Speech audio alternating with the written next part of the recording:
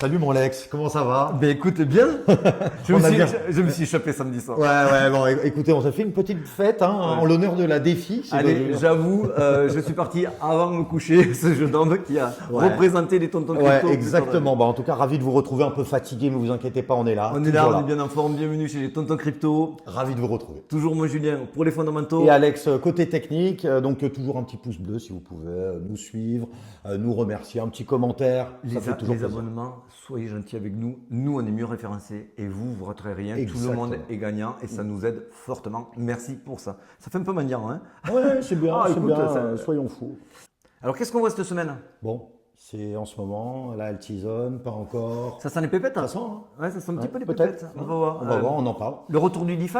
Exactement, Alors, j'aime bien. Hein, normalement, ouais. c'est le retour de la DeFi, mais c'est pour le faire jeu de mots. Mon côté Star Wars. Mais c'est bien, c'est bien. Moi, j'adore aussi. Bon, ETH, qui attention. commence à un peu reprendre son nom. ETH, il y en a qui commencent à se mordre les doigts. Exactement, parce qu'on arrive sur des bonnes. Bon, vous verrez, il y a plein de dates qui sont plutôt importantes. Et BTC, qu'est-ce qu'il va nous faire? On verra, on verra on bien. enchaîne tout de suite. c'est parti Juste avant d'enchaîner, on a le plus gros giveaway de notre histoire. de notre petite histoire, mais quand même de notre histoire.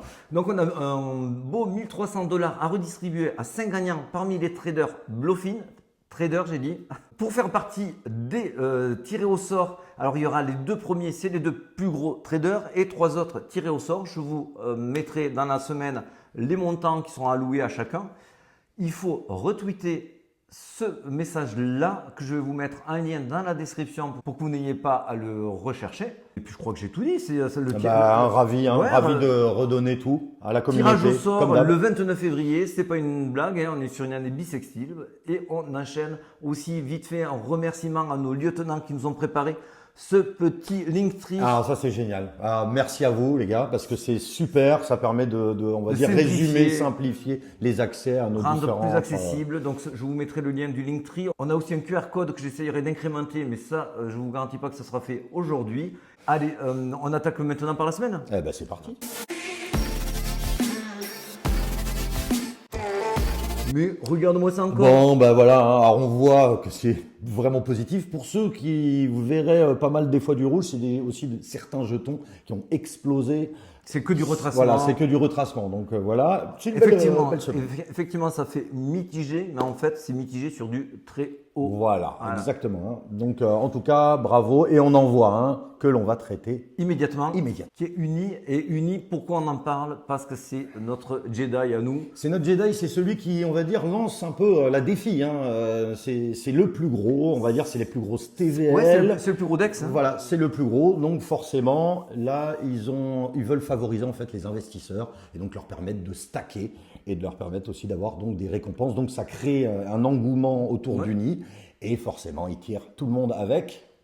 Ça a eu un effet, moi je l'ai ressenti comme ça, de réveil. Et les gens se sont dit, mais c'est vrai, l'acteur majeur qu'on C'est attend, Uniswap. c'est la DeFi. C'est voilà, en grande C'est la partie. DeFi. Ouais, Alors, c'est clair. si vous nous suivez depuis un certain temps, voire certains mois, nous, on a comme acteur privilégié pour le prochain bull run, on appelle ça les narratifs. Bien sûr, il y a l'IA, bien sûr, il y a la GameFi, Le dépine. le DeFi, j'allais le dire. Ouais. Forcément. La DeFi était en retard. La DeFi était en retard. Hein. Alors pour info, là, on a rattrapé en 130 jours, on a pris 40 milliards en TVL, donc c'est génial. Ça veut dire qu'il y a beaucoup de gens qui utilisent le réseau. Et forcément, avec la news du patron de la fondation, Ça fait monter l'EYX, ça ça fait- fait monter. Et moi, je suis très heureux parce que je suis explosé Ouais, beaucoup pareil. sur la DeFi et j'attends beaucoup de la DeFi que ça build également. On enchaîne très vite avec le gros dossier. Le gros dossier, donc c'est notre ami Ether. Hein. On Ether. voit qu'il y a du mouvement. Oui, on voit qu'il y a du mouvement, on voit qu'il y en a qui n'ont pas compris que c'est toujours pareil, Bitcoin, Ethereum et le reste ensuite, parce qu'il y a eu du Tao qui est venu entre-temps, on se dit ça y et est, d'autres, Ether hein, c'est bien fini. sûr, bien sûr. Non, il y a toujours une logique implacable, cette logique-là, elle est celle des bulles financières. Et Tao et les autres, ils n'y changeront rien. Très bon projet. Moi, j'ai du Tao. Bien sûr, c'est bien pas, sûr, pas bien le souci. Mais ça se respecte. Comment on ruisselle l'argent du gros vers les moins gros. Et on voit qu'il y a quand même des gros mouvements, hein, des 45 millions par-ci, 3 millions par-là. Là, il y a un paquet 10 de whales, millions. je te l'ai mis à Ouais, l'écran. donc voilà, il y a beaucoup de whales et donc ça sent très très bon parce que forcément. Alors pourquoi il y a tout cet engouement autour d'Ether. C'est là, comme on vous a montré, ça stack, etc. Ce n'est pas qu'une histoire de planning après Bitcoin, l'Ether. Voilà. Il y a aussi, il enchaîne les bonnes nouvelles, le planning quand même qui est travaillé au cordeau. Exactement. Alors là, on a notre petit Miles Dutcher. Je vous conseille d'aller le lire. Il est souvent très pertinent. Et en fait, il nous dit que le 13 mars, déjà, il y a le alors, comment tu prononces toi? Duncun. Duncun, c'est un upgrade majeur de l'Ethereum.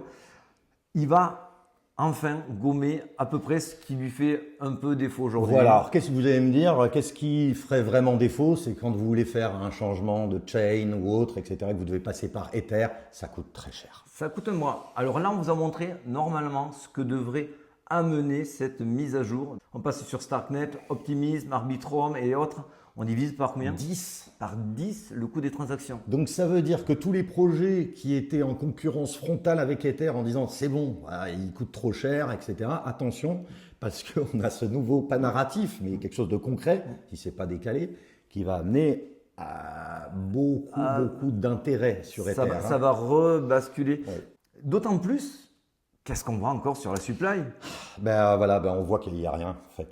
Donc forcément. Alors, la ligne bleue en bas, c'est le stock, c'est ce qu'il y a de disponible sur les exchanges. Si vous nous suivez, on vous le montre régulièrement Tout à fait, sur Bitcoin. Sur Bitcoin. Là, on vous le montre pour la première fois sur Ethereum.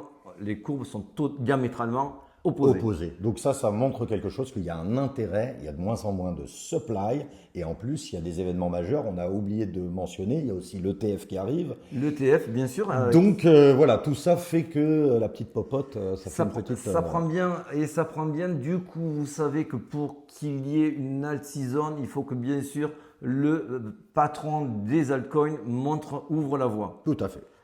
Alors, on en est où avec ça? Pour qu'il puisse ouvrir la voie, il faut que la dominance du Bitcoin baisse. Il faut que le Bitcoin se dise, c'est bon, maintenant, à ton tour, j'ai fait mon job. J'ai fait mon job, ce qui ne veut pas dire qu'il ne va pas continuer. Mais ce qui veut dire, c'est qu'on arrive sur un moment où il ralentit. Il a fait sa partie du boulot. Il a fait son boulot, ouais. Rappelez-vous, ça on vous l'avait montré aussi il y a 2-3 mois, 2 mois je dirais, où on était sur une fractale, une inside fractale. Et pour moi, il semblait assez évident qu'on était sur des tops saisonniers au niveau de la dominance et qu'effectivement, je pensais qu'elle allait baisser. On est exactement dans ce scénario-là aujourd'hui. On voit qu'on est en train de finir les derniers W pour finir un M-Tops qui est en train de se produire à l'heure où on vous parle. C'est ce que l'on attend. Attention, on est en weekly, chaque bougie est une semaine. Donc ce que je vous dis là, ce n'est pas pour demain, ce n'est pas pour après-demain, c'est quelque chose qui est en train de se mettre en place. Oui, tout à fait. Ça se traduit comment? Rappelez-vous, ça aussi, on vous le montre quand même régulièrement.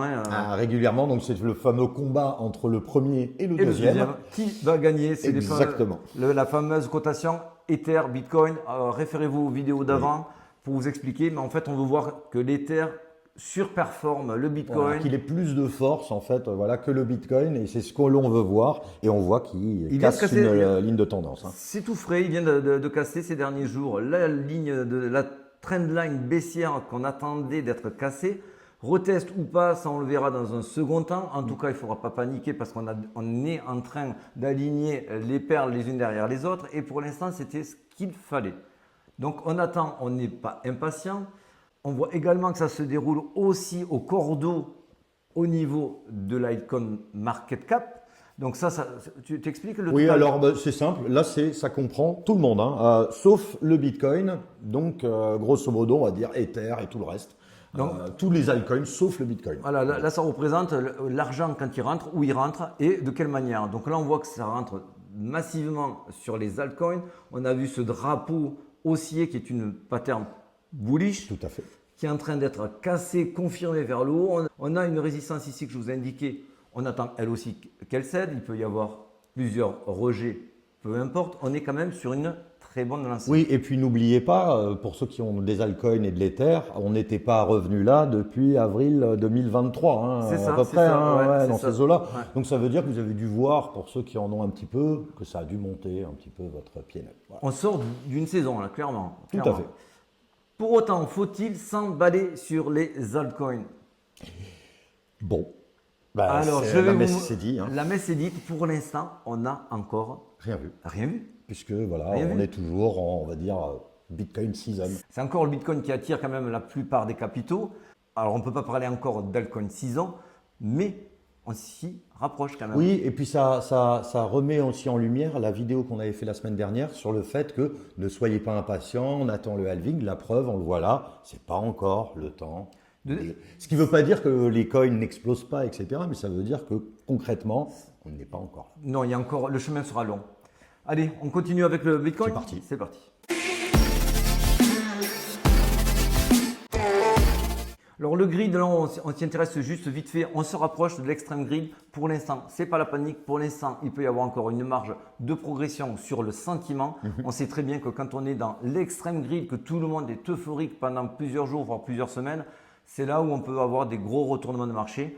Pour l'instant, on a l'impression qu'il y a encore un petit peu de marge, ne serait-ce que sur le sentiment. Tout à fait. Alors par contre, n'oubliez pas, hein, comme on l'avait mentionné la dernière fois, sur les requêtes Google, etc., Google Trends, toujours personne. On est qu'entre nous. Hein, Voilà, donc même Extreme Grid, bon, pour le moment, on verra. À voir. Personnellement, on va pas faire long là-dessus, mais nous on en parlait en off, on trouve que c'est presque anormal que les médias n'en parlent pas. Ouais. S'ils n'en parlent pas et que c'est une volonté, c'est aussi signe qu'on est vraiment en pré-bull run. Ouais, qu'il y a quelque chose qui se prépare. Sinon, ça serait déjà, il l'aurait déjà fait, hein, forcément. Quand ils vont vouloir tendre le piège, ils commenceront à parler dans tous les médias nationaux. Et là, on en est loin. Hein, on en est loin. Exactement. Alors là, j'enchaîne aussi avec. Alors, je le fais très très peu de comparer ce qui s'est passé une fois, deux fois dans le passé. Là, je vous en parle parce qu'en fait, ça alimente quand même notre scénario qui était assez bullish avant le halving. C'est vrai. Et que si on doit faire une comparaison, je trouve que ça se rapproche plus de l'halving et du bull run de 2013-2017 que celui qu'on vient de vivre.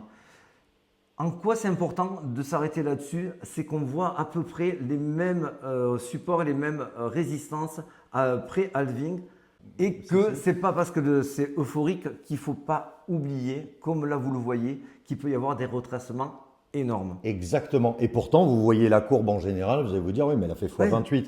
Oui, mais là, il y a eu, on a estimé, je crois que c'était un moins 40. À moins 40%. Voilà, moins 40%, ça fait toujours un peu mal. Hein. On se dit, est-ce que ça va vraiment remonter? Pour les holders, pas de panique. Pour les traders, ne mettez pas la baraque. Soyez quand même prudents. Vous le savez, si vous nous suivez sur Telegram, on vous l'explique régulièrement.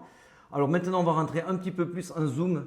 Là, on est en weekly. Weekly, c'est comme la semaine dernière. Pour nous, on est entre cette résistance-là qui est autour des 48 000 pour résumer et celle-ci autour des 53 000. Tant qu'il n'y a pas une issue vers le sud ou vers le nord, on s'oriente sur un range et c'est pas grave. Exactement. Et c'est pas grave du tout. Et c'est normal même. Ouais, Dites-vous même que si ça range, les alts pourront profiter. Puisque Bitcoin rassure, Bitcoin s'installe, du coup, on prend un peu de profit sur Bitcoin pour le mettre sur nos altcoins. Exactement. On veut voir souvent des ranges dans des périodes où ça commence à pousser, etc. Ça permet aux altcoins, comme tu le dis, de se réveiller un peu plus fort. Allez, si on zoome un petit peu plus. Allez, magnifique. Oh là là, elle est magnifique. Comme chaque lundi. On l'avait juste dit avant. On s'est dit, bon, comment ça va se passer, etc. Bon, bah là, c'est la grosse bougie. Alors, pour le moment.